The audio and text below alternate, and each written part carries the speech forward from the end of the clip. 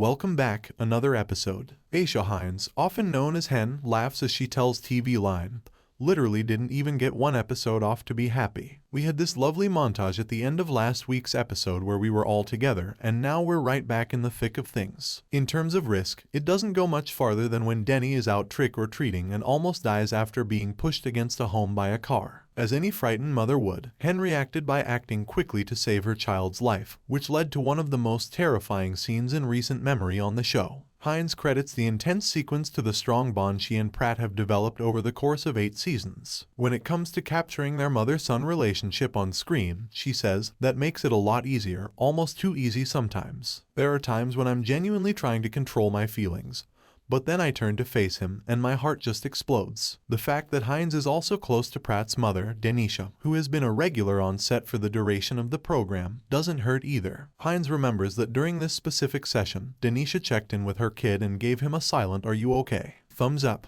That relationship literally jumped into my body after I witnessed her do that and him make eye contact, says Hinds. I felt compelled to keep checking in on him. Denisha tells TV Line, Declan and I go over all the technical stuff and all of his scenes together, but when he goes on set, I no longer see him as Declan, that's Hen's son. I try to get out of everyone's way, but I'm standing close by in case he needs me for anything. Hinds points out that there is a clear bright spot in the Wilsons' nearly continual string of family problems. This family is incredibly strong, she says. All of these events not only strengthen their bond, but they also go on to assist others. It's lovely to see that as dark as things can become, it's almost like a slingshot. The more you pull back the tension, the more love will emerge when you let go. For the Wilson family, the evening wasn't entirely bleak. They got to dress up as Dorothy and the gang and live out their whole Wizard of Oz fantasy alongside Ji-Yun. The amount of effort they put into making these costumes made it one of my favorite episodes to work on, Hinds says. We would like to thank our amazing hair, makeup, and wardrobe crews for their outstanding work. This one, as the children say, was their big one. It goes without saying that going forward, Karen will be far more tolerant when Hen must miss the big occasions due to her work. Tim Minear, the showrunner, reminds TV Line that Karen tells her, I just kept thinking while you were working on our son, thank God you were at work.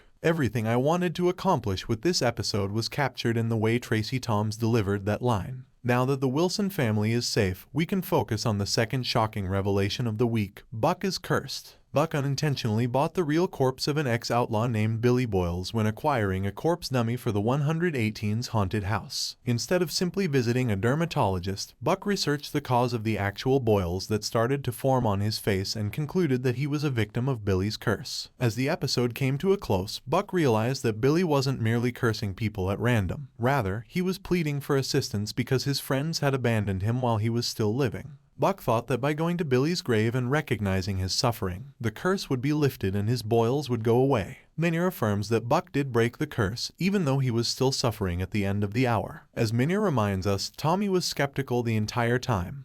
But at the very end he sort of says to the grave, please lift the curse, so it's possible that he helped. For more videos, subscribe.